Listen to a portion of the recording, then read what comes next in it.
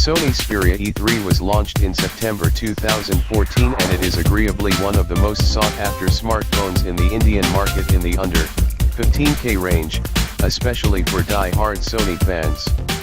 Unboxing the Sony Xperia E3, these are the accessories that you will find.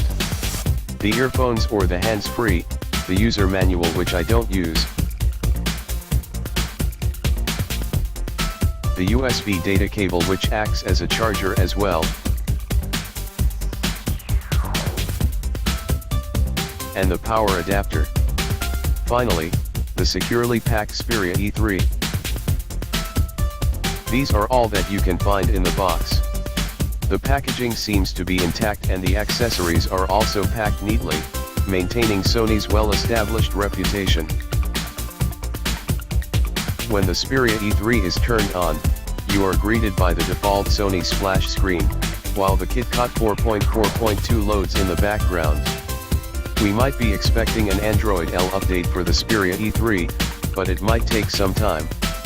The wavy graphics start screen stuff comes up when the UI loads in the background.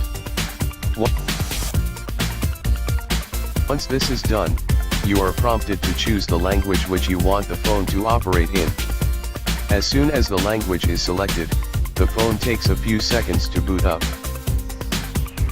As you can see, the UI does not load as fast as the Moto G2. There are lots of preloaded stuff added to the phone, most of them being some must-have Google apps and a few Sony apps too.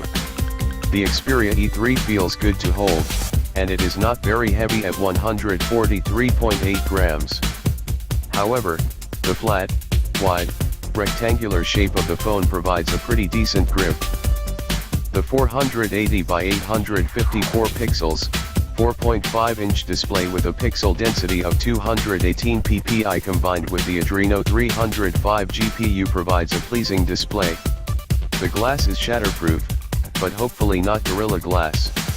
To test the GPU, I tried playing the Total Recall movie trailer that was by default in the phone. There was no lag in the display and the video was very much viewable on the 4.5-inch screen. The app screen has no zooming function, and the phone does not respond to any pinching gesture.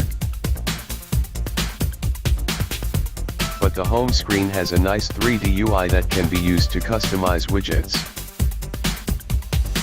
The 5MP primary camera claims to produce images with a resolution of 2590x1944 pixels. Here we go, and click. The image clarity looks decent for a dully lit indoor photograph, but if you optimize the settings and in better daylight, you could get awesome images. This is good, but it could have been better. The default lock screen of the Xperia E3 looks like this, and long pressing the power button gives these options, including one for the screenshot. Window blind-like effects are created when the finger is slid over the lock screen, and there is also a nice shortcut to the camera button.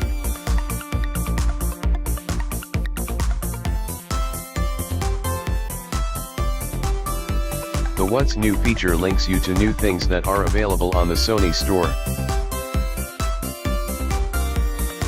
The notification and quick settings options come in handy as well.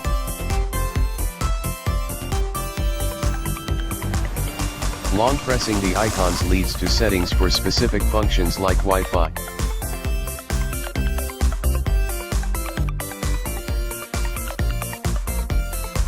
The Sony Select Store can be accessed by swiping towards the right, and there are a lot of goodies to download from there. The Tools option in the app screen is another added advantage. The Sony Walkman app is a feature that most Sony fans love. Sketch is a small doodling app that is available by default, and it is pretty useful too. The Sun Music app allows you to download tracks from Sony Music, but you require a Sony account to do that. The Xperia E3 shuts down quickly, and let's take a look at the rear panel.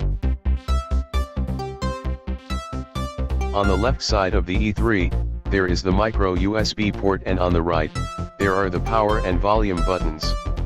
Sony recommends opening the rear panel from the micro USB port, and it is the only way unless you break the phone. The rear panel is quite flimsy, so it must be opened with at least a little care. The non-removable Li-ion 2330 mAh battery can be seen along with 2 micro SIM ports and a micro SD slot. There is a single SIM version of the Xperia E3 as well, so ask and check before buying. When inserting the micro SD card, you just need to push it in, but while removing it, you must unlock it. The micro SIM can be inserted by just sliding it in. The rear panel must be placed in correct position and pressed properly to lock it securely. On the whole, the Xperia E3 seems to be a good value for money, but we believe Sony could have done a much better job.